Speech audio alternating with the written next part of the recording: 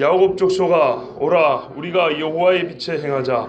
주께서 주의 백성 야곱 족속을 버리셨음은 그들에게 동방 풍속이 가득하며 그들이 블레셋 사람들 같이 점을 치며 이방인과 더불어 손을 잡아 언약하였음이라. 아멘. 밝히 말씀하시기를 후일에 어떤 사람들이 믿음에서 떠나 미혹하는 영과 귀신의 가르침을 따르리라 하셨으니 자기 양심이 화인을 맞아서 외식함으로 거짓말하는 자들이라. 아멘. 이사야를 다 개관해 드릴 수는 없고 이사야를 전체를 설교할 수는 없습니다. 근데 여러분, 이사야는 처음에 1장에 그렇게 시작합니다. 이스라엘을 책망하면서 시작합니다. 나귀도 소도 주인을 알고 제 구유를 알건만 이스라엘은 제 주인을 잃어버렸다 하면서 하나님이 책망을 시작합니다. 그래서 일단은 이사야가 왜 보내심을 받았는가를 생각할 때, 왜 하나님이 이사야서란 이 거대한 제5복음서라고 불리고 구약의 복음서라고 불리는 왜 이사야서를 쓰게 하셨는가, 그걸 생각할 때는 첫 번째는 상황이 죄인 이스라엘이 눈앞에 있기 때문이었습니다. 그 죄인 이스라엘을 하나님이 보시고 부정하다, 음란하다, 가증하다 말씀하시고 그 주변에 너뿐만 아니라 열국이 다 그러하다. 그러나 다시 내가 새하늘과 새 땅을 세우리니. 성경 전체에 요약이 들어있습니다. 그리고 복음서에 우리 주 예수님께서 오셨고 하실 일을 미리 보여주는 것과 같습니다. 왜냐하면 한 하나님이니까요. 하나님의 원래 계획과 뜻이 똑같으니까, 그렇죠? 그래서 이사야를 통해서 보여주셨어요. 그 책망의 말씀을 잘 들어야 됩니다. 잘 들어야 어디서 뭐가 잘못됐는지를 알 수 있고, 그러고 난 다음에 바른 해결책을 찾을 수 있습니다. 병원 가도 진찰을 왜 합니까? 그 비싼 돈을 정말 치료하는 약값보다 진찰비가 더 비쌀 때가 있어요. 그죠? MRI 찍어야지, CT 찍어야지, 병원 옮길 때마다 또 찍어야지, 또 봐야지, 또 뽑아야지. 그죠? 나중에 치료약은 별거 아니에요. 못 고칩니다. 그러면 끝이에요. 그런데 치료하는데 시간이 많이 걸리고 돈이 많이 들어요. 거기에 비할 바는 아니지만 하나님의 진찰, 진단, 이걸 정확하게 들어야 됩니다. 세상에서 우리에게 해주는 진단은 부정확한 게 대부분이지만 하나님의 진단은 정확합니다. 특별히 세상에서는 이런 진단을 해줄 수가 없습니다. 왜냐하면 이건 속에 들어있는 문제고 영적인 문제이기 때문에 아무리 CT, MRI 찍어봐야 이거는 나오지가 않습니다. 그래서 우리 하나님의 말씀을 처음에 잘 들어야 되는데요. 하나님께서 저 뒤에 60장, 61장 가면, 그 이후에 가면 이스라엘 회복과 세상이 새롭게 됩니다 말씀하시지만 그 전에 왜 새롭게 돼야 되느냐 하고 말씀하실 때 너희가 이와 같이 죄를 범하였기 때문이다 라고 말씀하셨어요. 이스라엘의 죄는 곧 나의 죄고 우리의 죄입니다. 보십시오. 2장에 야곱 족속아 그랬어요. 여러분, 구약에서 가장 유명한 사람이 누굽니까? 아브라함, 다윗이죠. 예수 그리스도가 누구의 아들이죠? 아브라함과 다윗의 자손 예수 그리스도의 계보라 그렇습니다. 제가 금요일날 말씀을 전할 건데 금요일날 안 나올 분들이 많기 때문에 미리 조금 말씀을 드립니다. 금요일날 본문에 보면 로마서하고 시편 말씀이 같이 있습니다. 여러분 그거 아세요? 제일 유명하고 제일 모범은 아브라함이지만 구약 성경 전체를 볼 때 아브라함의 하나님으로 불리는 수보다 야곱의 하나님으로 불리는 수가 훨씬 많다는 거 아십니까? 왜 그럴까요? 제일 존경하는 사람은 아브라함이에요. 제일 사모하는 말은 다윗이에요. 그런데 다윗의 하나님이라는 말은 별로 나오지 않아요. 거의 안 나와요. 의로운 자는 요셉이에요.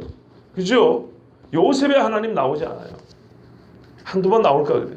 다니엘, 의인 세 사람, 노아, 욥, 다니엘, 이 의인의 이름으로 하나님이 불리는 경우는 별로 없어요. 하나님이 함께하지 않았다는 게 아니고 하나님 부를 때 그 앞에 꾸미는 말 수식어. 그죠? 내 아버지의 하나님, 내 조상의 하나님 할 때 그 아버지와 조상의 노아의 하나님, 욥의 하나님, 다니엘의 하나님이란 별로 없어요. 아브라함의 하나님도 그렇게 생각보다 많지 않아요. 의외예요. 의외. 제일 구질구질하게 살았던 사람 야곱 이름이 제일 많이 나와요. 벌써 여기서 눈치 빠른 분은 감을 잡습니다. 구약이 복음이라는 것이 벌써 거기서 드러납니다. 이스라엘 사람들은요, 제일 존경하는 바는 아브라함이고 자기들이 복받은 이유는 아브라함이 있다고 믿으면서도요, 하나님을 찬송하고 하나님을 의지할 때 가장 많이 불렀던 이름이 야곱입니다. 야곱의 하나님. 왜요? 가장 못난이에요. 가장 힘없던 자고요. 끝까지 자기 힘으로 뭔가 해보려고 했던 애를 썼던 사람이에요. 율법이 오기 전 사람이지만 말하자면 율법의 가장 비슷한 율법주의자와 거의 유사한 사람이 야곱이에요. 지 힘으로 해보려고 했던. 그런데 그 가장 연약한 자를 하나님이 뭐라 했어요? 이스라엘이라고 했어요. 야곱, 아브라함과 이삭에게 내 후손이 하늘의 별같이 많다는데 그게 확 부채꼴 모양으로 퍼지기 시작한 게 야곱이에요. 제일 연약한 자를 불렀고, 그러니까 은혜가 뭔지 야곱에서 정확하게 볼 수 있어요. 이래서 은혜라고 하는 거구나. 이래서 우리가 야곱아 너희는 행복자로다 이러는 거구나. 그래서 야곱의 하나님이요, 내가 연약함을 알수록, 내가 죄인임을 깨달을수록, 존경하는 바는 아브라함이지만 죄인이 의지할 하나님은 야곱의 하나님. 이야, 감동이에요, 감동. 요즘에는 컴퓨터 좋으니까 찾아보세요. 검색해 보세요. 아브라함의 하나님, 야곱의 하나님 한번 두드려 보세요. 몇 배 차이가 나는지. 시편, 예레미야 찬송할 때와 하나님 앞에 우리의 연약함을 고백할 때, 우리의 죄됨을 고백할 때 대부분 야곱의 하나님. 멋지죠? 야곱 족속아, 가장 지렁이 같은 너 야곱아. 말하자면 이거는 상반된 의미가 있어요. 제일 못난이야. 그러나 제일 못났는데 여기서부터 부채꼴 모양으로 하나님의 백성 12시 확 퍼있잖아요. 말도 안 되는 복을 인간 야곱아. 복받은 인간들아 이 말이에요. 자, 그 다음에 어떻게 해야 돼요? 그럼 복받았으면 하나님 앞에 복받은 자로 살아야겠죠. 오라 우리가 여호와의 빛에 행하자. 아이고 빛을 떠났네요. 야복강가에서 하나님 만났는데, 그 조상 야곱은 인생 말년에 하나님 만났는데 이 사람들은 떠났네요. 여호와의 빛에서 떠났어요. 이래서 이사야가 시작되는 거예요. 2장인데요. 그러니까 1장, 2장이 전체 서론 아닙니까? 주께서 여호와 하나님을 말합니다. 주의 백성 야곱을 버리셨으면 세상에 이 못난 일을 택하시고 에서를 속이고 아버지를 속이고 그 욕심쟁이 지 힘으로 뭔가 해보려 했던 21세기 유전과학보다 훨씬 뛰어난 야곱식 유전과학을 선보여서 신풍나무 가지하고 그걸 무슨 버들나무 가지를 했더니 얼룩달룩한 염소와 양이 배웠던 그 자기 식대로 살려고 애를 썼던 야곱, 그 야곱인데 하나님이 택하셨단 말이에요. 그런데 이 은혜 받은 야곱을 왜 버리셨을까요? 이유가 그 다음에 기록되어 있습니다. 그들에게 동방풍숙이 가득하며. 우리가 몇 달 전에 에스겔을 봤죠. 예전에 들은 말씀을 다시 떠올려 보면 기억이 납니다. 에스겔서에 뭐라 했어요? 8장에 보면 인자야 내가 너에게 기가 막힌 이 여인을 한번 보여줄게 하면서 그 영혼을 데리고 예루살렘에 가서 봤더니 예루살렘 서기서 사람이 단무지를 위하여서 애곡하더라.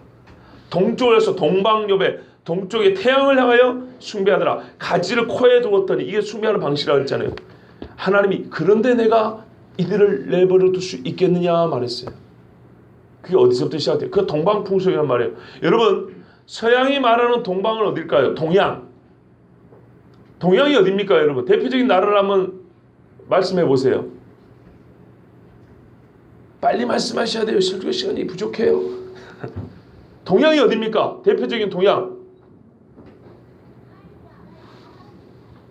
설교 안 하려합니다. 예? 대한민국요. 또요. 중국 또. 일본요. 인도. 와. 보통 동양상부에만 한중일이 나오죠. 서양 사람들이 말하는 동서양을 구분할 때 동양이란 일본, 한국 아닙니다.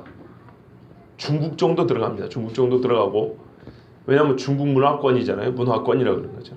그 다음에 인도 들어갑니다. 그러나 종교적으로 볼 때는요, 동양 종교라는 말은 인도보다 조금 더 서쪽으로 갑니다. 여러분, 중동이라고 그러잖아요. 요즘에 중동. 그죠? 왜 중동이라고 할까요? 동쪽의 핵심이기 때문에, 동양의 핵심이기 때문에 중동이라고 그럽니다. 가운데 있다고요. 그런데 옛날에는 근동이라고 그랬어요. 옛날 학자들은 뭐냐면 근동. 들어보셨죠? 근동이라고. 근동이라고 하면 동쪽과 근거리 가깝다 그 말이에요. 유럽 사람들 관점입니다. 어디까지나.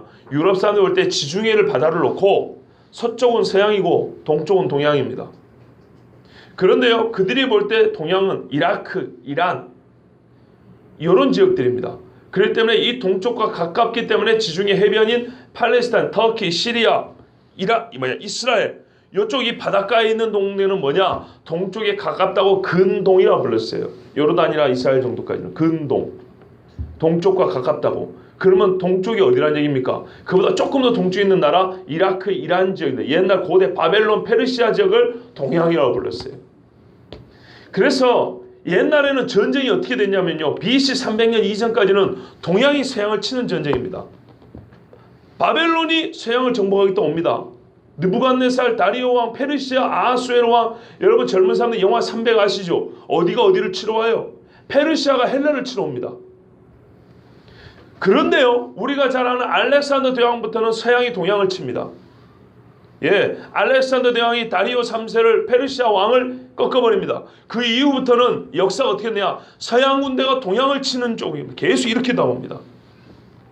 그때 말하기를 동양이 어디냐? 어디겠어요? 옛날에 우리를 쳤던 나라 바벨론과 페르시아, 그 현대로 말하면 이란, 이라크 지역이 동양이라는 겁니다. 이해되시죠? 그래서 동양 종교 하면은 바벨론과 페르시아 종교를 얘기하는 겁니다. 힌두교 있지 않습니까, 여러분? 힌두교는 원래 인도 전통 종교가 아닙니다. 인도 전통 종교는 베다 종교라고 있습니다. 그런데 이 베다 종교가 바벨론 종교하고 짬뽕 된 게 힌두교입니다. 그 힌두교에서 파생된 게 불교입니다. 그리고 본래 불교는 소승불교인데 이게 중국을 거쳐 한국 넘어오면서 대승불교로 바뀝니다. 소승불교와 대승불교의 차이점 뭐야? 소승불교는 요거고요. 대승불교는 요겁니다. 이해하기 쉽게 말씀입니다. 소승불교는 돌을 닦는 거고 대승불교는 예불입니다. 예배가 있단 말이에요. 그럼 원래 불교는 뭐라고요? 자기 수도입니다.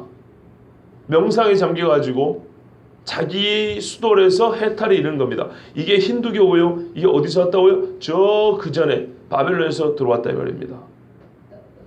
그래서 인도에는 종교가 두 가지입니다. 고대 인도 종교가 있고 바벨론 종교가 짬뽕된 힌두교가 있습니다. 근데 우리는 그 전에 걸 잘 모르죠. 잘 몰라요. 이거는 신화와 종교를 연구해 보면 나옵니다. 자, 오늘 이거 참 중요한 이야기를 하려고 합니다. 자, 어디까지나 근데 보십시오. 동방 풍속이 가득합니다. 그러면 어디 걸 배웠다는 얘기예요? 바벨론 종교들을 배웠다 이 말이에요. 이게 팔레스타인 지역에 이 가까운 근동이니까 동양과 가까우니까 동방 종교가 다 물들어 있었어요. 예, 고대 바벨론 종교가 물들어 있었다고요.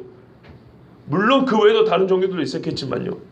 자, 이게 가득하며 태양신 숭배, 신비주의, 사교에 가득히 물들어 있었어요. 그 다음에 블레스 사람들이 점을 잘 쳤어요. 예, 옛날에 점을 어떻게 합니까? 짐승의 배를 갈라가지고 콩팥을 꺼내서 확인해 봅니다. 간이나 이런 걸로 점을 봅니다. 귀신의 말이죠. 점이랑은 어찌까지나. 그죠? 귀신의 말을 구하고 귀신의 말을 따르겠다는 겁니다. 이게 점입니다. 점의 형식은 달라도 결론은 그 말입니다. 귀신이여 말씀하옵소서 우리가 듣겠나이다. 그런 말입니다.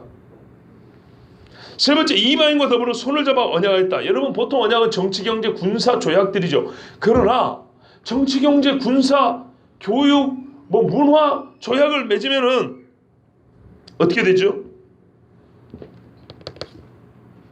반드시 그 사람들의 사고방식, 종교를 본따오게 되어 있습니다. 그러면 이제 이 이스라엘 사람들에게 있어서 하나님의 나라, 하나님의 언약, 이방인과 더불어 언약을 맺었으니까 하나님과의 언약은 뒷전입니다. 그죠? 실용적인 언약들 아닙니까? 나라와 나라 사이의 언약은. 그죠? 예. 농산물 내가 줄 테니까 너는 공산품 주고. 다 실용적인 것들입니다. 실용적인 것들을 제 전면에 세우고 언약을 맺습니다. 국가와 국가 사이는 말이죠. 군사적도 마찬가지로 우리 치면 네가 도와주고 네가 당하면 우리가 도와줄게. 눈에 보이는 것들이에요. 이것들을 전면에 내세우고 조약을 맺기 때문에 나의 도움은 너요. 너의 도움은 나요. 그렇죠? 하나님 기대 안 해요. 여호와를 자기 의지로 삼지 않아요. 하나님 나라라는 이 보이지 않는 하나님의 나라 별로 기대하지 않아요. 보이는 나라가 중요하죠. 이제 조금이라도 한 발자국 더 나가서 우리나라 깃발 꽂는 게 중요하지, 무슨 뭐 하나님의 의를 구하고 뭐 가난한 자가 복이, 이런 거 상관 안 해요. 그렇지 않습니까? 대한민국 봐보세요. 설교 시간에 하나님 나라, 신학교에서 하나님 나라 겁나게 들어요. 최근 몇십 년 사이에 신학교에 아주 중심 주제 하나는 하나님 나라의 킹덤 오브 가드예요. 그러나 신학생은 갈수록 비열해져요.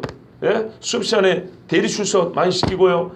점수에 눈이 멀어가지고 새빨개 잡고 말이죠. 하나님 나라 없어요. 수업 시간에 교사하게 신학 박사 받아온 교수님이 가르치는 하나님 나라란 막 이렇게 가르치는 거 전혀 학교 생활에서 찾아보기가 전혀는 아니고 거의 어렵습니다. 왜요? 세상과 언약을 맺으면, 세상과 손을 잡으면 하나님과 손을 놓게 되어 있어요. 하나님과 손을 놓았기 때문에 버렸어요. 하나님은요, 먼저 손 놓는 법이 없어요. 사람이 손을 놓으면은 존중해줘서, 그래? 놓고 싶니? 그럼 놔라 그러지. 하나님이 먼저 잡은 손을 놓는 법은 없어요. 이건 절대 불변의 진리입니다. 이래서 하나님이 버렸어요. 하나님이 이런 것까지 참아야 될 이유가 어디 있습니까? 디모데전서에 말씀합니다. 그러나 성령이 밝히 말씀하시려 후일에 어떤 사람들이 믿음에서 떠나 미혹하는 영과 귀신의 가르침을 따르리라 하셨으니 자기 양심이 화인을 맞아서 외식함으로 거짓말하는 자들이라 그랬어요. 그러나, 왜 그러나 그랬죠? 그 앞에 무슨 말씀이 있었겠죠? 디모데전서 3장 14절에서 16절을 읽어드릴게요. 내가 속히 너에게 가기를 바라나 이것을 너에게 쓰는 것은 만일 내가 지체하면 너로 하여금 하나님의 집에서 어떻게 행하여야 할지를 알게 하려 함이니, 교회에서 어떻게 해야 될지 가르쳐준다고요. 이 집은 살아계신 하나님의 교회요 진리의 기둥과 터니라. 여기가요 하나님의 진리와 뭐요? 진리의 기둥과 터라 그랬어요. 하나님의 교회가 크도다 경건의 비밀이요 그렇지 않다 하는 없도다. 그는 육신으로 나타나신 바 되시고 영으로 의롭다 하심을 받으시고 천사들에게 보이시고 만국에서 전파되시고 세상에서 믿음 받으시고 영광 가운데서 올려지셨느니라. 예수님 이야기죠. 그죠? 이 예수님 이야기하는 게 교회라고요. 이 이야기가 진리라 이 말입니다. 이것이 교회에서 전파되어야 되고요. 이것이 교회에서 믿어져야 되고요. 찬송돼야 되는 거예요. 이게 경건의 비밀이에요. 근데 말이죠. 그러나 세상에서 아니고 이렇게 대하는 교회에서 문제가 있었기 때문에 바로 연이어서 그러나라 그런 거예요. 말씀이 이해가 되시죠? 예. 교회는 이걸 지켜야 되는데 잘 지키고 있다. 그러나 세상은 아니니까 내가 세상에 외쳤다 이런 말이 아니고, 교회가 이걸 잘 지켜야 되는데 그러나 내가 왜 너에게 이걸 얘기하냐? 교회가 문제가 있다는 거예요. 이게 안 지켜진다는 거죠. 경건의 비밀이 가르쳐지지 않는다는 거죠. 보십시오. 그러나 성령이 밝게 말씀해, 성령이 꼭 해주고자 하는 말씀이 있어요. 또 하나의 비밀이 있어요. 성경이 말씀해 주는 게 뭐냐? 가깝게는 바울이 떠난 후요, 멀게는 정말 이 시대를 말하는 거예요. 마태복음 24장 11절에 거짓 선자가 많이 일어나 많은 사람을 미혹하게 했으며 그랬는데요. 믿음에서 떠났다는 거예요. 그러니까 이거 교회 이야기 아닙니까? 믿음에서 떠난 게 세상 이야기입니까? 세상은 원래 믿음으로 오지도 않았어요. 히브리서 말씀대로 하늘의 신령한 것을 맛보고 하늘의 빛을 비춤을 받은 자들의 얘기예요. 그런데 믿음에서 떠났답니다. 대만은 세상을 사랑하여 가버렸대. 데살로니가 가버렸대. 정통 교회에서 신앙생활 하다가 떠나는 자들이 있는 거죠. 믿음에서 떠나면 중립지대에 있습니까? 미혹하는 영과 귀신의 영을 어떻게 해요? 귀신의 가르침을 따르게 됩니다. 미혹하는 영, 여러분 하와를 미혹했던 영을 한번 생각해 보세요. 어떻게 됩니까? 하나님의 말씀을 떠나니까 가만히 있던가요? 마귀의 말을 따르게 되어 있습니다. 그죠? 예. 마귀는 얼마나 머리가 좋냐? 사람을 높여줍니다. 사람을. 그러나 결국에는 자기를 숭배하게 만듭니다. 하와를 얼마나 높여줬는지 봐보세요. 판단은 네가 하라 그랬잖아요. 나도 너의 판단을 받겠고 하나님도 너의 판단을 받아야 돼. 고르라 그랬어요. 성호 형제님 뭐라 그랬다고요? 뭐라 그랬다고? 귀를 이어소서. 하와가 고르라 그랬다니까. 하나님 뭐라 그러냐? 먹으면 죽는다. 나는 먹으면 안 죽는다. 잘 생각해봐. 너 똑똑하잖아. 사람을 높여줍니다. 그런데 어떻게 했어요? 먹었어요. 마귀가 원래 이걸 원했던 거죠. 결론은 마귀 집에 들어가는 거예요. 마귀는 자기 집에 사람을 끌어놓으려고 하는 수작이 속이는데요. 사람을 높여주는 것처럼 해요. 처음에 네가 신이 돼? 네가 높아져? 나도 네 결정에 따를게. 그러나 그 자체가 마귀의 뜻이에요. 그렇기 때문에 사람은 결국에는 마귀 말을 들으면 자기를 높여주는 것 같지만 마귀 속으로 들어가게 되어 있습니다. 미혹하는 영속에 들어갑니다. 하나님을 떠나면 살 수 있다고 말해요. 하나님을 떠나면 더 자유로울 수 있다고 말해요. 온갖 달콤한 것들을 막 앞에 이렇게 늘어놓습니다. 먹으면 어떻게 됩니까? 마약 먹으면 좋지요. 폐인 됩니다. 술 먹으면 좋지요. 개가 됩니다. 개가. 요즘에 재밌는 광고 하나 나왔어요. 하정우 씨가 나온 광고인데요. 사람이 좋다고 광고를 하더라고요. 처음에 옆에 사람 친구들 좋다고, 나는 사람이 좋아, 사람이 좋아. 근데 어느 순간 얼굴이 개로 바뀌었더라고요. 사람일 때야 좋지. 술 먹으면 개가 된다는 거예요. 왜 개가 되는 짓을 하려고 그럴까요? 그러면서 그 개를 이길 수 있는 뭐예요? 무슨 술 취하는 거 약이라도 하나 있죠. 여러분 숙취 해소용 약 하나를 먹는다고 그게 숙취가 됩니까? 절대 안 됩니다. 절대. 진돗개가 세파트가 될 수는 있을지, 그게 그거네. 똥개가 진돗개가 될 수는 있을지 모르고 개는 개예요. 그 다음에 사람이 귀신의 가르침을 따라요. 가르침이라는 건 좀 더 구체적인 이야기입니다. 마귀의 이상을 따른다는 것이고요. 그죠? 마귀가 요구하는 행동 방식을 따른다는 거예요. 마귀의 말이 삶의 규범이 된다는 얘기예요. 삶의 질문에 대한 대답이 포함되어 있어요. 가르침이라는 말에는. 마귀의 이상과 비전, 이 좋은 말 갖다 써도 될지 모르겠지만, 마귀가 구체적으로 제시하는 이론과 규범을 따라서 삶이 움직여 간다는 얘기입니다. 이게 마귀의 가르침입니다. 시간이 지날수록 그래서 가르치는 자 마귀를 닮아갑니다. 귀신을 닮아갑니다. 귀신 든 사람 중에 깨끗하고 바르게 곧게 사는 사람이 누가 있습니까? 그런데 이 사람들이 누굽니까? 성령이 이 사람들 정체를 뭐라고 말합니까? 자기 양심이 화해를 맞아서 외식함으로 거짓말하는 자라요. 여러분, 양심이란 건 천부적인 겁니다. 하나님이 본래 주신 겁니다.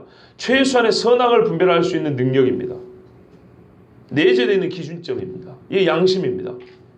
그런데요, 양심이 뭐예요? 화인 맞아버렸대요. 불로 지져져 가지고요, 양심의 빛이 꺼져버렸대요. 오히려 불로 지졌더니 양심의 빛이 꺼져버렸대요.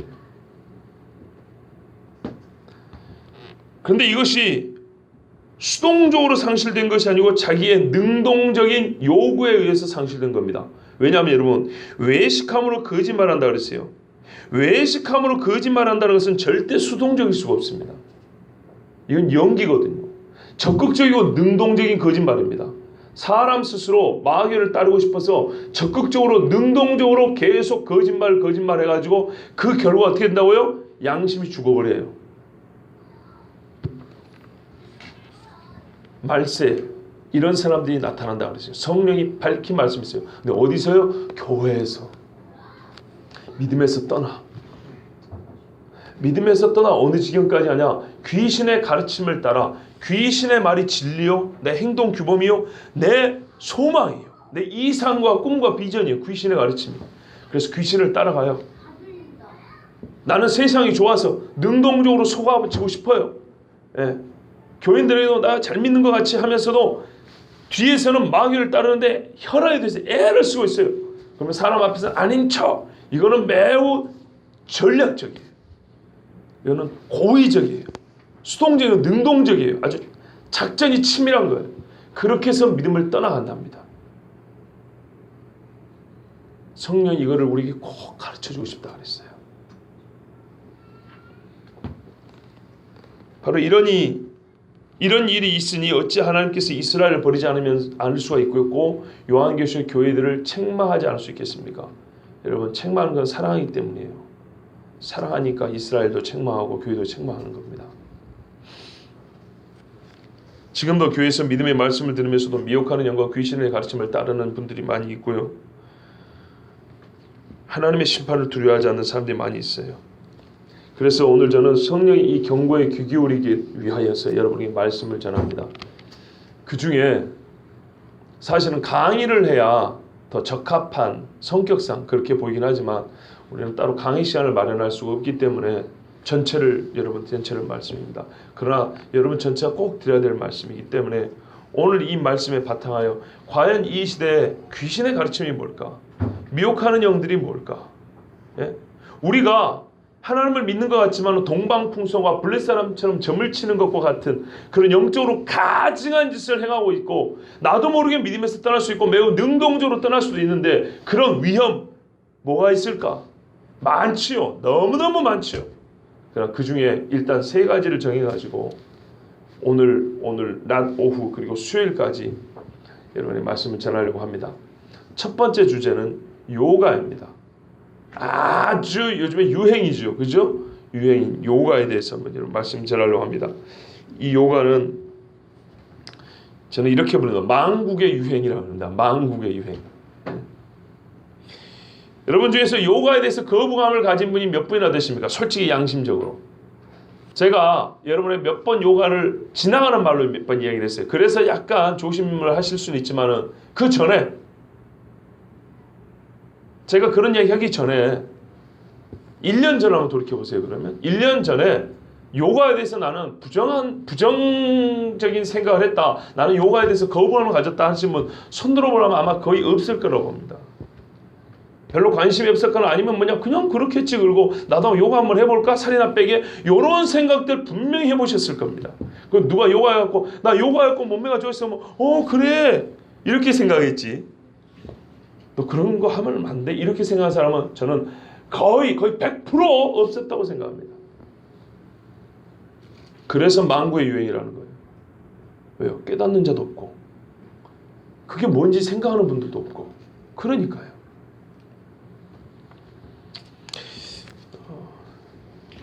여러분,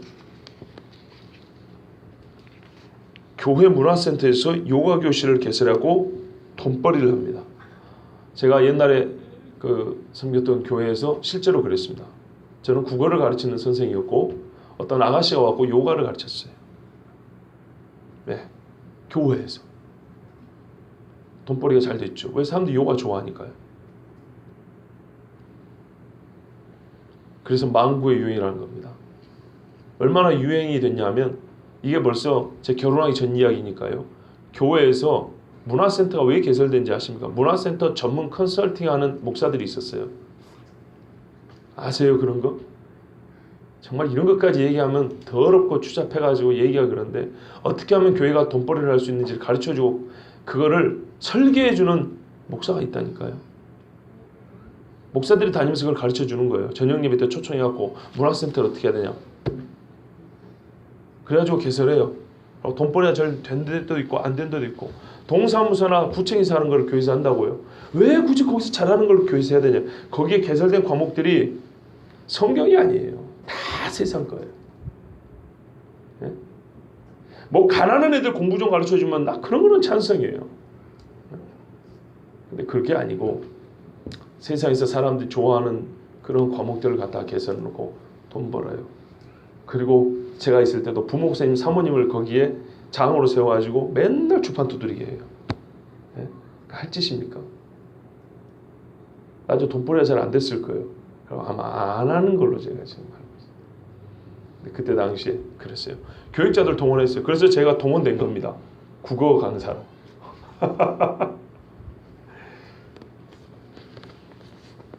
용돈은 주더라고요. 그러니까 저도 거기에 몸을 담았기 때문에 사실은 비판할 게 제가 못 되는데, 시간이 지나고 생각해보니까 미친 짓을 한 거예요. 결론부터 들어볼게요. 미국 힌두교 대학의 티와리 교수라는 사람이 있어요. 힌두교인입니다. 힌두교 대학 교수니까요. 뭐라면 요가는 힌두교다 이렇게 말했어요. 요가는 운동이 아닙니다. 스트레칭이 아닙니다.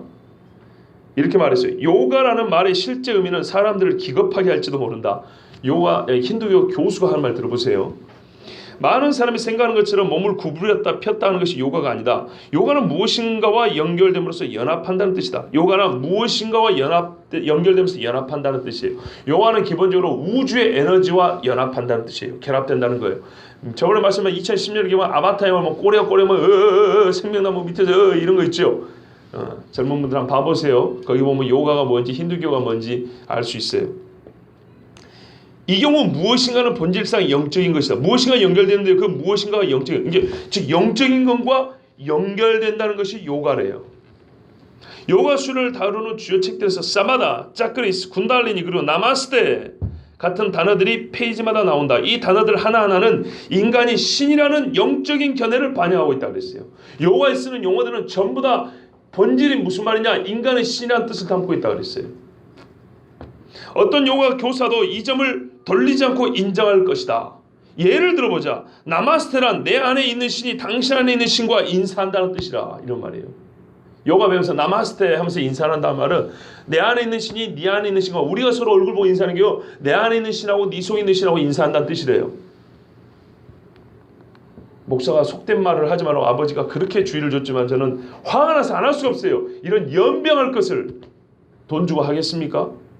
내 안에 있는 신이 네 안에 있는 신하고 인사한다, 이러면서 요가를 시작하는 거예요. 티와리 교수가요, 2005년 9월 타임지, 영어 공부하려고 많이 보죠. 타임지에 요한이 힌두교라고 이렇게 말하면서 뭐라고 더 얘기를 했냐면요. 아까 그게 이제 지금 말씀드린 게 이게 티와리 교수가 한 얘기예요. 2005년 9월 타임지에서 말한 거예요. 어떤 요가 전문가는 이렇게 말했어요. 요가는 잠재력이 있다. 요가의 잠재력이 뭐냐? 요가 수련은 결국 미국 문화의 뒷문을 통해서 신비주의가 침투하는 방법일 수 있다, 이렇게 말했어요. 그러니까 요가는 서양 사람들이 동양의 영성을 배우려고 하는 거란 말이에요. 그걸 통해서 뭐가 들어온다? 신비주의가 들어온다. 그럼 신비주의는 뭐냐 이 말이죠. 신비주의. 이거는 보다 더 큰 이야기입니다. 그러니까 우리가 여기서 할 거는 요가 자체가 힌두교지만은 힌두 영성이 요가를 포괄하는 더 넓은 의미에서 신비주의라는 것이 세상을 잠시하기 위해서 사용하는 도구가 요가라는 거예요. 이 신비주의는 제가 간단히 말씀드리면 바벨론에서 시작된 마귀 종교를 신비주의로 하는 겁니다. 동양의 밀교라 그럽니다. 마귀를 숭배하는 종교입니다. 한마디로 이거를 신비주의라고 신비하게 부르지만 한마디로 마귀교입니다. 마귀교. 이 마귀교의 여러 형태 중에 하나가 힌두교의 요가라는 겁니다. 그걸 가지고 사람들에게 파고든다 이 말이에요. 힌두교 요가 전문가가 이렇게 말을 해주잖아요. 근데 이걸 모른대요, 미국 사람들이. 자, 어떤 요가 전문가가 2005년 3년 크리스티애니티 투데이즈라고 있어요. 나름대로 복음주의적이라는 기독교 잡지가 있어요. 그런데 복음주의적 잡지, 이게 우리나라에도 나와요. 우리나라도 발간돼요. 그런데요, 여기에서 기독교인인데 요가하는 사람의 이야기가 실렸어요. 왜 이런 이야기를 쓰는지 모르지만 여기서 기독교인들이 요가하는 게 얼마나 바보스러운 짓인지를 알 수 있어요. 자, 이 사람이 한 이야기를 한번 들어보세요. 주중 아침 7시 40분 오늘 처음으로 나는 의식적으로 숨을 천천히 들이킨다. 요가의 방법이에요. 그 공기를 뱃속까지 들여 마신다. 공기가 내 뱃속에서 파도처럼 오르고 내린다. 내쉬고 돌이키고 30명의 사람들과 함께 나는 일어난다. 나는 느린 운율에 맞춰 음악을 틀어놨다네요. 공기로 허파를 채우고 다시 내쉬면서 그 공기가 잔잔히 나의 근육과 뼈마디에 이어지면서 나의 요가 자세는 점점 과감해진다. 마지막으로 내가 가장 좋아하는 자세는 맨 마지막 순서다. 시체 자세다. 요가의 맨 마지막 시체 자세라는 거 있어요. 들어놓아서 모든 근육의 힘을 뺀다. 이러면서 이 사람이 시작이 됐어요. 그러면서 뭐라냐면 자기가 나는 복음주의적 그리스도인인데 요가는 내게 아무런 부정적인 효과를 준 적이 없다. 어떤 해로운 종교적 파장을 끼친 적도 없다. 오히려 그 반대다. 한 주에 3시간 정도 나는 요가를 한다. 그러면서 더욱 그리스도께 가까이 나간다. 사람들이 비판한다는 거예요. 요가하지 말라고. 근데 나는 요가하면서 영적으로 피해를 본 게 없는데 나는 그리스도를 더 가까이 느끼는 것 같은데, 이렇게 주장한 거예요. 여러분 중에 가면 이렇게 생각하는 분 있을지 몰라요. 그러면서 자기 자신과 성령을 연결시키는 게 요가라고 말하고 있어요. 봐보세요. 성령이 들어온다. 하나님으로부터 오지 않는 것은 다 나간다. 성령님 오십시오. 내 마음을 새롭게 하소서. 들어온다 나간다. 들어온다 나간다. 뭐 하면서요? 시체 자세하면서. 그런데 이 사람이 더 희한한 건 뭐냐면 이 사람은 요가가 힌두교의 종교행위라는 걸 알아요. 알면서도 성령이 들어온다고 주장하는 거예요. 얼마나 짬뽕인가 봐보세요. 나는 요가의 열정을 가지고 있지만 그렇다고 요가가 힌두교의 뿌리를 가지고 있다는 사실을 부정하지 않는다. 요가가 심각해지면 단순한 운동과 몸을 푸는 기술 이상이라는 사실도 알고 있다. 요가는 분명히 종교적인 관행이다. 그러나 힌두교의 신이 나의 매트리스까지 올 수는 없다. 요가 신비주의가 체육관까지 들어올 수는 없다. 말이 얼마나 이상한지 아시겠죠? 그죠? 주여, 우리가 가끔 그런 경고하면 나도 안다. 안다는 것이고 그 경고를 무시할 수 있는 변명이 되는 걸로 생각하는 경우 있어요. 너 이러면 물에 빠질 수 있어. 나도 알아. 근데 진짜 빠졌어요. 자, 알았는데 빠졌어요. 그럼 살까요? 아니죠. 우리는 가끔 그런 경우 있어요. 완전 웃기는 말이죠. 너 이러면은 주를 밤나니까 나도 알아. 그래서 들어가요. 그 말은 뭐예요? 나도 알아. 걱정 없어. 이런 말이죠. 안다는 것과 걱정 없다는 거하고는 같은 말이 아니에요. 그죠? 자기도 요가가 힌두교 행위라는 건 안 돼요. 그러니까 나한테 아무 소리 하지 말아요. 그러니까 아무 소리 해야죠. 네? 알면서 하고 있으니까. 그런데 사람들이 그런 식으로 쓴다 이 말입니다. 나도 그거 알고 있거든. 안다는 것이 옳은 게 아니에요. 안다는 것이 안전하다는 게 아니에요. 그런데 안전하다는 것을 주장해서 나도 알아. 나도 알아. 알면서 하는 거예요. 그래요. 그러니까 바보죠. 지금 힌두교 행위를 매트리스 위에서 하고 있는데 힌두교의 신이 내 매트리스 올 수 없대요. 얼마나 말이 안 되는 소리를 하고 있습니까 지금. 예? 종교 행위하고 그 종교가 섬기는 신이 별개인가요? 혹시 여러분 중에도 그렇게 생각하는 분 있어요? 요가 강사들 중에 이렇게 말한다니까. 저도 기독교인이에요. 좀 걱정하는 기독교인들 향해서 아니 나도 기독교인이라니까. 예? 다 나도 알고 하는 거예요. 그만 안심해요. 이게 왜 안심할 이유가 되죠? 여러분 한번 논리적으로 생각을 해보세요. 예? 나도 알고 걱정하고 니도 아는데 니는 안심하고 차이가 없잖아요. 안다는 거 똑같잖아요. 근데 저 사람은 안심한대요. 근데 강사예요. 강사가 그런 말 하니까 나도 그냥 무턱대고 괜찮지. 저 사람도 나 알고 그런다잖아. 그러니까 바보지. 그런 생각을 묻죠. 요가 막 하면서 그러나 걱정 없어. 내 가슴엔 아직 십자가가 있어. 어우 주여, 어우 주여, 옷이 없어서, 옷이 없어서 막 이러고 있다 이 말이에요. 얼마나 이게 웃기는 이야기냐 말이죠. 여러분 구약 율법으로 와보세요. 예배 형식이 얼마나 중요한가. 요가 하면서 예수님이 내 마음에 살아계셔. 어우 주여 하면서 눈물 뚝뚝 흘리면서 그러면 성령이 오시죠. 자기 양심이 화해를 말해서 외식하면 거짓말하는 자들이요. 이 여자의 말이 그렇지 않습니까? 아니 힌두교의 종교 행위라는 걸 알면서 그러니까는 좀 우리의 육감에 와닿게 말씀드릴까요? 절에 가가지고 이거 하고 있으면서 성령이요, 성령이요, 할렐루야 이거 똑같은 거예요. 얼마나 이게 말이 안 됩니까? 그러면서 너 지금 뭐 하는 거냐? 이건 불교 행위 아니야. 그래도 불교의 신이 내 마음속에 들어올 수 없어. 나는 하나님을 사랑해. 눈물 뚝 흘리면서 나도 다 하니까 걱정하지 마. 얼마나 말이 안 되는 바보 같은 소리냐고요.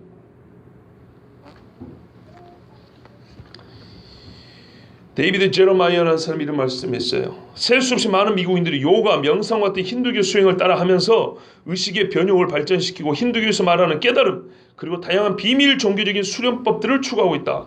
우리는 이 위험을 자각해야 한다. 새로운 영성의 사이렌이 당신의 집까지 들릴 수 있다. 당신은 문이 굳게 닫혀 있다고 생각하지만 그렇지 않다. 이놈이 눈치채지 못하게 걸어오는 소리를 들을 수 있는가 그랬어요. 눈치채지 못하게 들어왔어요. 교회 다니는 분들 살 뺀다고요? 요가하는 분들이 얼마나 많은지 여러분도 분명히 해봤을 거예요. 제 친구가 얼마 전에 왔다 갔는데 그 집 애가 우리 사무실 바닥에서 요가를 하더라니까요. 그래서 제가 당장 그만하게 하고 말해줬어요. 요가는 힌두교의 종교행위다. 니 아니? 몰라요. 그 식구 어머니하고 부부가 3명 어른이 있는데 아무도 몰라요. 이런 짓을 교회가 아무렇지도 않게 요가를 하는 걸 보고요. 오히려 힌두교 욕이라 그래요. 힌두교의 스승을 욕이라고 합니다. 요기인 바바 프렘이라는 사람이 이렇게 말했어요. 성질을 냈어요. 왜냐하면 이 사람이 길을 가다가 뭐라고 쓰여진 전단지를 주셨냐면 기독교 요가 목요일 밤 교회 와서 요가 배우라는 전단지를 받은 거예요. 이 힌두교 요기, 그러니까 요가를 가르치는 사람이 힌두교인이 그러니까 화가 난 거예요. 왜요? 요가는 누구 건데요? 힌두교 건데 교회가 뺏어갔다고. 들어보세요. 나는 기독교 요가 목요일 밤이라는 전단지를 받아보고 깜짝 놀랐다. 머리가 휘청거렸다. 기독교 요가라. 지금 그리스도인들이 요가를 하고 있지만 나는 아직까지 기독교 내에 요가에 대한 가르침이 있다는 것을 들어본 적이 없다. 요가는 유대교와 기독교의 단어가 절대 아니다. 이 단어는 힌두교의 단어다. 더욱 정확하게 말한다면 이 단어는 베다 문화로부터 온 산스크리트 언어다. 아까 제가 그랬죠. 힌두교 전에 베다 종교가 있다고 그랬죠. 그렇다면 어떻게 기독교 요가라는 말이 있을 수 있는가? 힌두교는 요가의 유산을 다시 찾아와. 기독교에서 다시 찾아와야 된대요. 교회가 얼마나 요가를 많이 뺏어가 버렸으면. 다른 종교 그룹들이 이 거룩한 가르침을 자신들의 이름으로 도용하지 못하도록 해야 한다. 힌두교는 이 거룩한 전통이 곡회되는 것을 막아야 하며 기독교가 이를 훔쳐가는 것을 막아야 한다. 힌두교 요리 성질이 된다니까요. 교회에서 무슨 빌어먹을 요가냐 이 말이에요. 예? 남의 거 도둑질해 갔다고. 힌두교인이 보기에 요가하고 기독교는 어울리지 않는다는 말, 절대 어울리지 않는 조합이에요.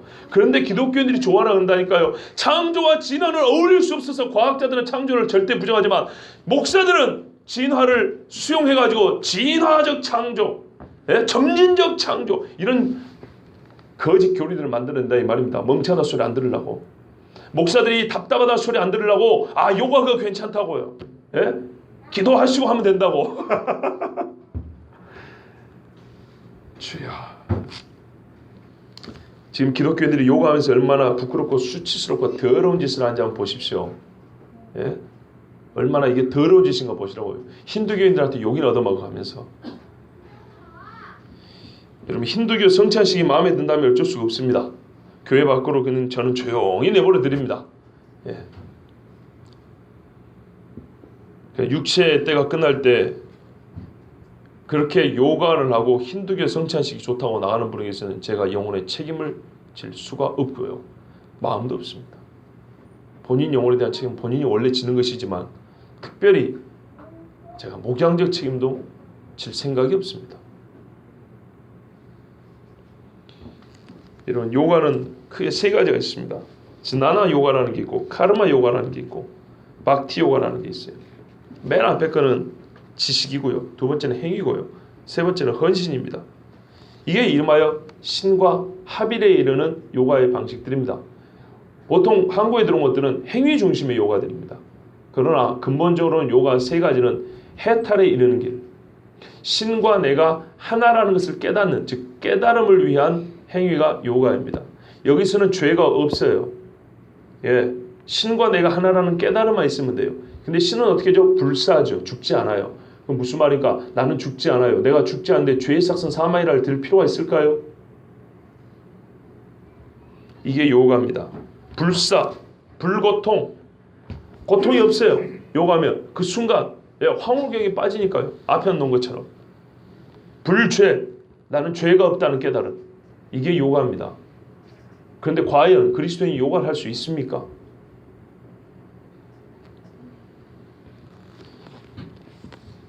현대 타협주의적이고 비성경적인 신비주의에 대해서 비판하면 아주 답답하고 무식한 그리스도인이라고 욕을 하는데요. 그렇지 않아요.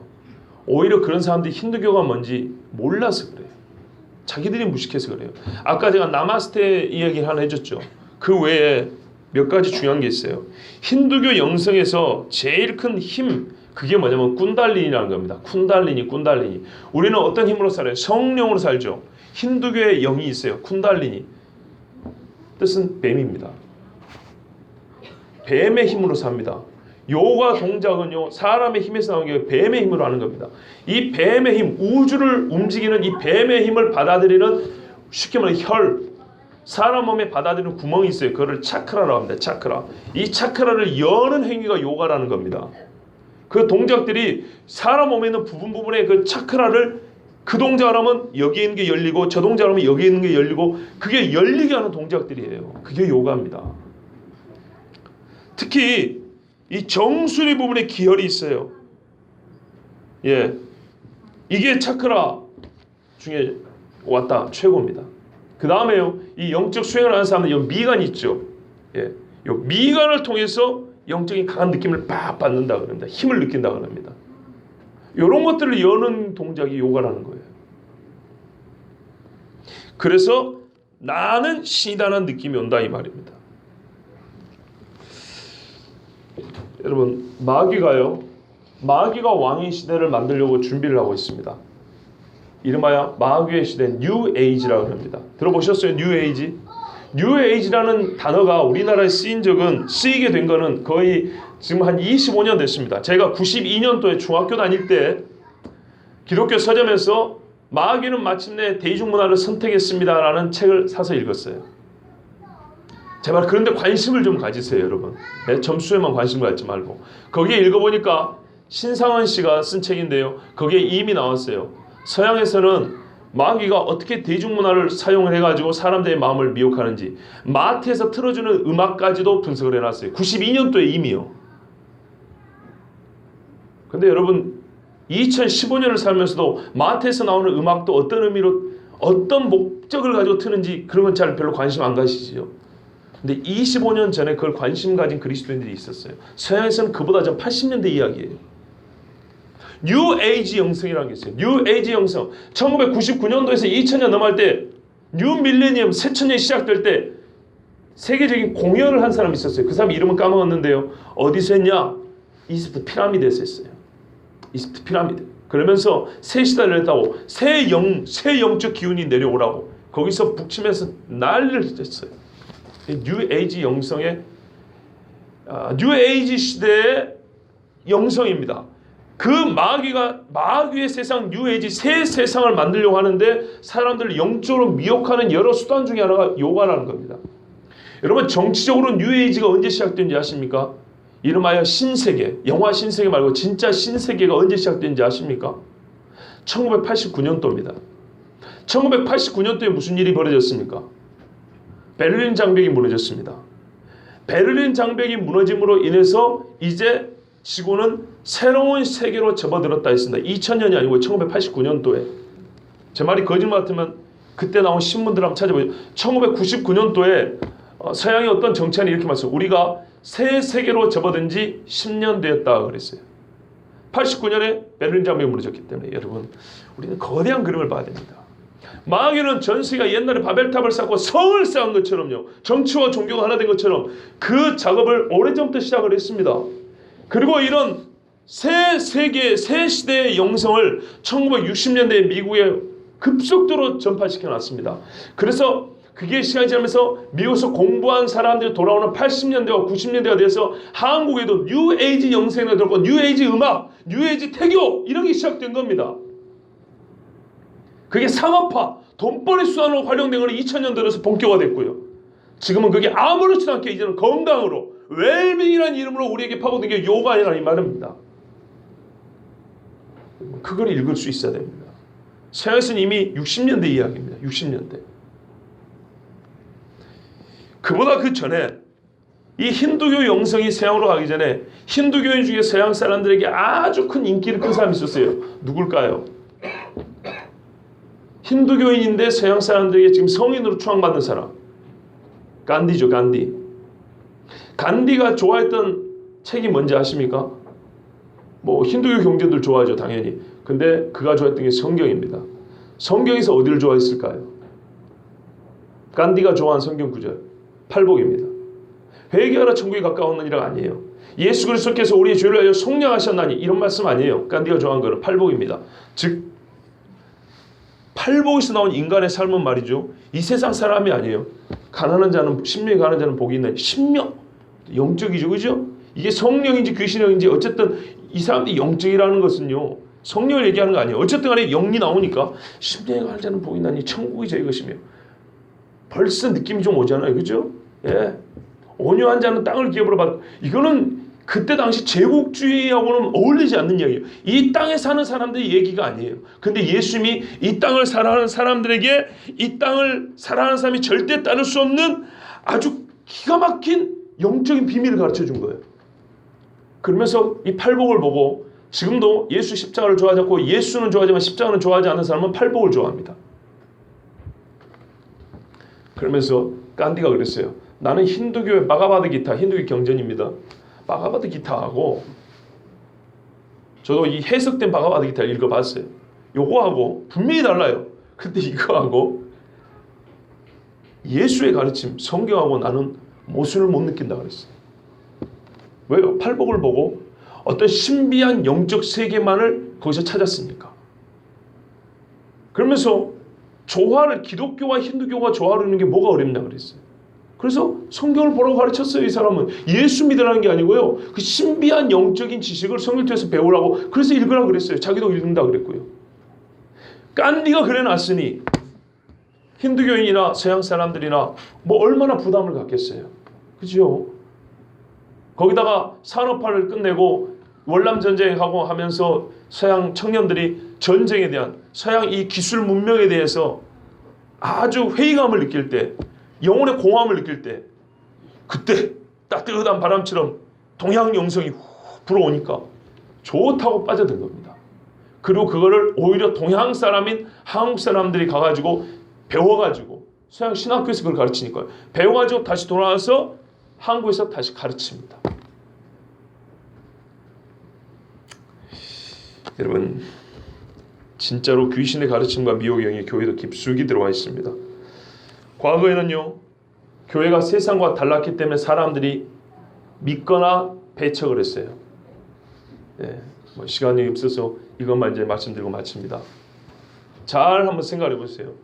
옛날에는 사람들이 예수를 왜 믿었냐면 세상과 달랐기 때문이에요. 달랐기 때문에 믿을만 했어요. 배척을 했어요. 달랐기 때문에 배척을 했어요. 왜? 나는 아직 세상이 좋으니까. 지금은요, 사람을 끌어모기 위해서 교회가요, 세상과 우리는 별로 다르지 않습니다를 홍보하려고 애를 씁니다. 괜찮아요. 교회 다니도 그거 할 수 있어요. 교회 다니는 사람들 다 그렇게 해요. 우리 교회도 그런 거 있어요. 걱정하지 마시고 부담 갖지 말고 오세요. 요약하면 우리는 당신들과 다르지 않습니다. 제 말이 틀립니까? 우리도 카페에 있어요. 우리 교회도 이런 거 해요. 우리도 뭐 해요? 그런 거 괜찮아요. 나 이거 하는데 교회가 괜찮아요. 나도 다 하는데 뭐. 이런 식이에요.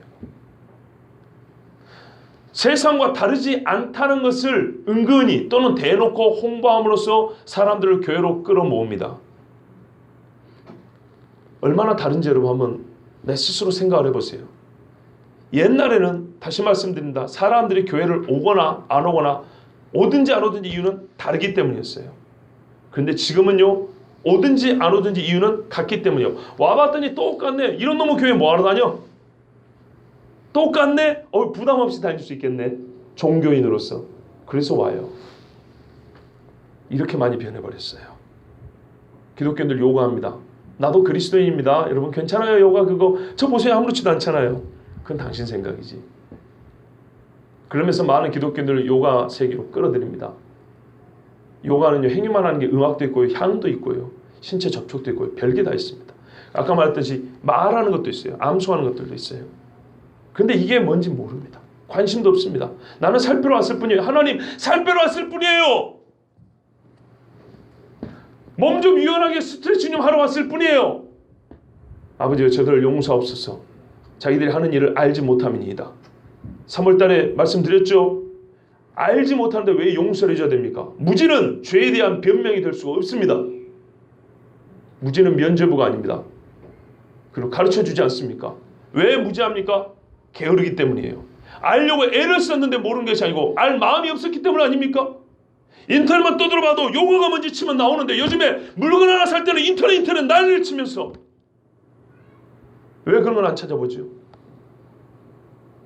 10원짜리 100원짜리 어디가 비싸냐 싼 거 그거는 100원 아끼려고 1시간 동안 인터넷 쇼핑을 하면서 영적으로 사느냐 죽느냐를 위해서는 그 두 글자를 왜 안 쳐보냐 이 말이에요. 몰랐어요? 왜 몰랐는데요? 게을렀어. 게으른 자여 개미에게 가서 배우라 그랬어요. 왜 영적인 일에는 관심이 없습니까? 성령이 밝힌 말씀해주고자 하는 이 비밀들은 왜 관심이 없습니까? 이것이 죄입니다.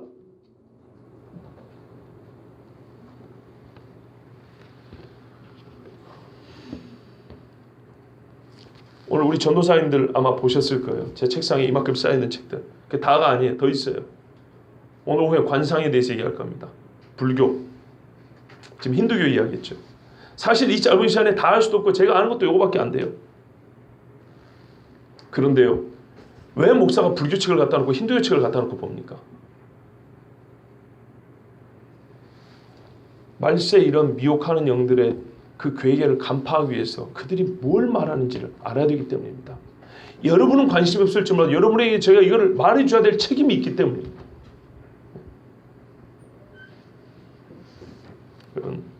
그래서 저는 예수 그리스도의 종으로서 경고하고요, 여러분에게 다시 한번 주의 말씀을 전합니다. 우리 주님께서는 뭐라 그러냐면요, 때가 이르면 사람들이 미혹의 영을 쫓고 귀신의 가르침을 따라서 많은 사람이 배도한다 그랬어요. 배도한다.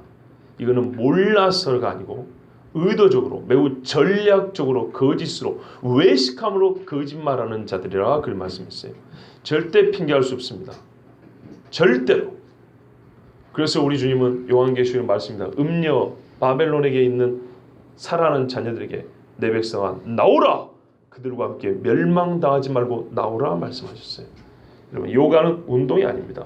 요가는 힌두교입니다. 그 자체가 힌두교입니다. 말하면 요가를 빼버리면 힌두교가 뭔지 설명이 불가능합니다. 그래서 요가 이꼴 힌두교라고 힌두교 선생이 그렇게 말했습니다.